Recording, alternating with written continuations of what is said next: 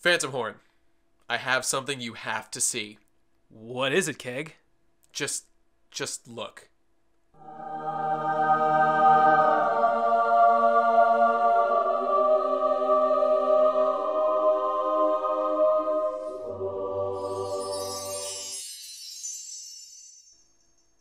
It's... Awesome!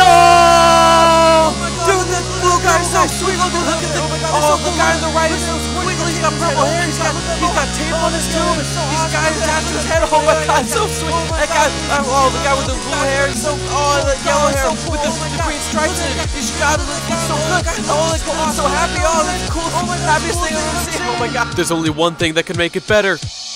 Dance party!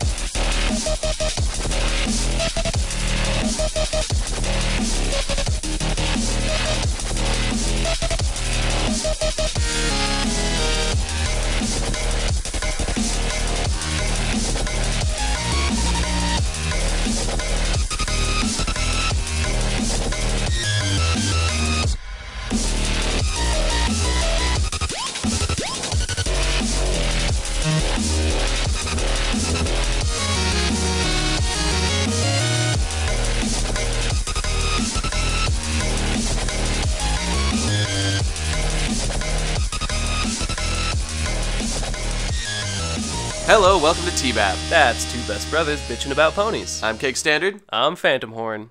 This episode was Three's a Crowd, in which Twilight Sparkle gets a highly anticipated visitor from the Crystal Empire. You can see her standing at the train station, barely able to contain herself from the excitement. Her friends have promised to make sure that nothing interrupts the two's alone time as they get to know each other. And then there they come stepping off the train. That's right, it's Flash Sentry. Oh, so handsome. Everyone's favorite pony, my man. Wait, where's it going? Never mind, it's just Cadence. This episode was retarded. It was all Discord talking about some shit, and frankly, there's too much, and it's cheapening him. Like, I don't want to see Discord now. Okay, I thought Discord was fine. He did talk too much, but that wasn't a problem with him. That was just, this episode had way too much talking. Yeah. All right? It was all, I'm sick. Oh no, he's sick? You have to take care of me. If only Fluttershy were here. But she's not. So you take care of me. And get me these things. And I'm a problem for you. And I just want to hang out with Cadence. And I'm going to Star Swirl. And now here we go. And everyone's sick? Oh no. It was too much. Guys, this same story could have been told way shorter if you had just, like, told it a little more visually with less, like, repetition. You know what I'm saying? Fucking calm down, everyone. Just stop talking. Yeah, I pretty much agree. Yeah. I don't know what they were thinking with this, but it was, like, not very entertaining. That's all I can say. I don't know. I was bored. I liked Discord. I liked the song. I liked the song. I didn't really care for it. I like this. You know, I thought this would be... Since I knew this was going to be a Discord episode, I knew that this was probably going to have a Discord song, and I thought that it would be really dumb. But they didn't ham it up too much.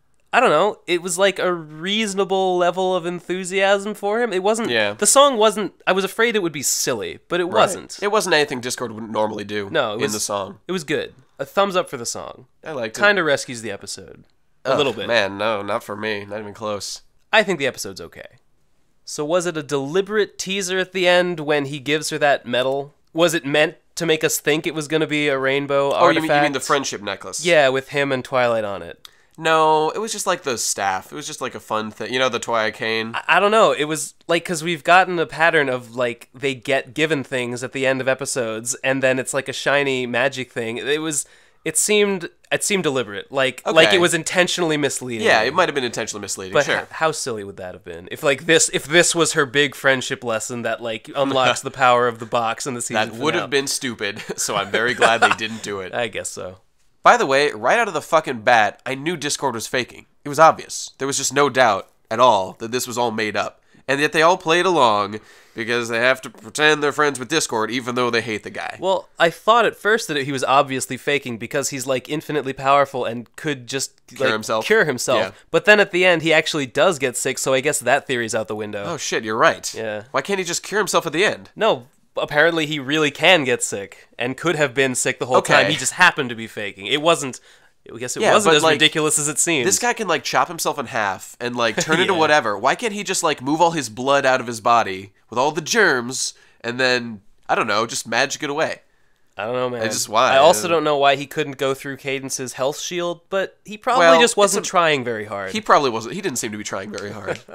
Discord behaves very interestingly in this episode. What exactly are his motivations here? You have to wonder. At the end, he says that he did it all to give Twilight and to test Twilight's friendship with him, to see if she would go to the ends of the earth for him, despite having to babysit Cadence. It seems like he's insecure about his friendship with Twilight, because he says you say you're my friend, but you never write to me and you never come visit me, and she doesn't. So she's not a very good friend, but I don't think she really is his friend. Well, that's an interesting point you bring up, because yeah, it's true. She is not a very good friend of his. Because they're clearly not friends. When she sees him, her reaction is she's angry Discord and hostile, and she wants him to leave as quickly as possible. This whole episode is about getting him to be gone as fast as possible so she can hang out with her real friend, Cadence. Is the deal that maybe he knows that she's not really his friend and that she's just putting on a good face? I think that's because true. She's the princess of friendship, and she's expected to be friends. And so when you ask, aren't you my friend? She's like, yes. I think maybe he knows it's bullshit, and so he's not really trying to get her to prove her friendship. He's just that's just his excuse to do this. Yeah, he's calling her bullshit and making her suffer for it by if you're my friend, you'll go do this. If you're my friend, you're gonna have this fucking adventure with me. That actually makes sense, because at the end he's clearly upset when Cadence says they actually enjoyed their time adventuring. And he's like, oh shit, that wasn't my plan. I wanted to fuck them up. The stuff he does and says at the end suggests to me that his real plan wasn't actually to test her friendship, but his real goal was to fuck with her and ruin their day. Yes. That makes so much more sense. Yeah. That really, it makes sense. So I like it. Dude, how radical was that Star Swirl the Bearded convention? I wish I'd known about it. I'd have gone. I know, right? But no one tells you about fun things. And I never go outside and see posters. Man. Oh, the posters were so cool. The way the beard swirled around his head. Loved it. It was cool. And you saw it. Yeah, I saw it. As soon as I saw the poster, I was like, it's obviously Star Swirl the Bearded. You were like, look at Star Swirl the Bearded. I was like, no, it's not. What is that? I was right. And then, woe is me, it becomes the central focus of the episode. Oh, okay, I guess it was. It sure was. And I loved how everyone was cosplaying as Star Swirl the Bearded. Yeah, it was so cool. It was a con. And Twilight got to bust out her costume again. That was cool. Yeah. I bet she was really happy to get a second use out of it. I'll bet the animators are really happy to get a second use out of it. That's the real winner here. Yeah. By the way, my favorite moment of this whole episode was when Applejack does her eyebrow raise to Discord, because it was seductive as fuck. It was a good face. I laughed.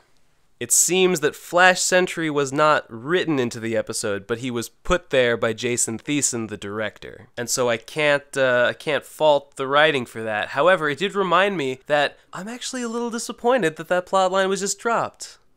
What? Okay. It's not what? It's not like I love the idea of Twilight having a boyfriend. Yes, you do, you piece of shit. That's not what I'm saying. But since it's there, since it's in the movie, not canon, it didn't happen. Since it's in the canon of the show, we got to be honest about that. It's not. It's sad that canon. I don't like how they just ignore it. Okay. Okay, it's kind of weird that they do something, because Equestria Girls is canon, right? Yeah, if they weren't going to do anything with it, then they just shouldn't have done it at all. I know. It's movie rules. They needed to please the execs with the stuff they included, so they had to include some romance apparently to appease them. They're masters. Could that really be it? I'm pretty sure there's they've talked no romance about that. in the rest of the show. In my research, it has been uncovered. It seems that she was forced to include a bunch of stuff she didn't want to in the movie. She didn't even want to make the movie. It's true. Who's she? Megan McCarthy. Really? She did not want to make the movie. I'm pretty sure she was forced to by the... I don't know what to believe anymore. I guess we'll have to do more research. No, I won't do it. I'm just going to get mad about Flash. Fluttershy's going to see the Breezies. That's cool. There's an episode coming up called It Ain't Easy Being Breezies, so this is probably foreshadowing. I like that. Oh, and look what we have here. Spike being the butt of more physical comedy. Getting real tired of this shit, Megan. Before we wrap up, let's list a couple of small things that we liked. Discord's necklace. Rainbow Dash being loyal. Not it! Twilight spinning Spike with magic while flying. Something only an alicorn could do. Fluttershy's safari outfit. Pinkie Pie getting excited about a used patio furniture sale. And the Doom Train! Thanks for joining us on this week's episode of TBBAP. That's two best brothers bitching about ponies. I'm Keg Standard. I'm Phantom Horn. See you next week.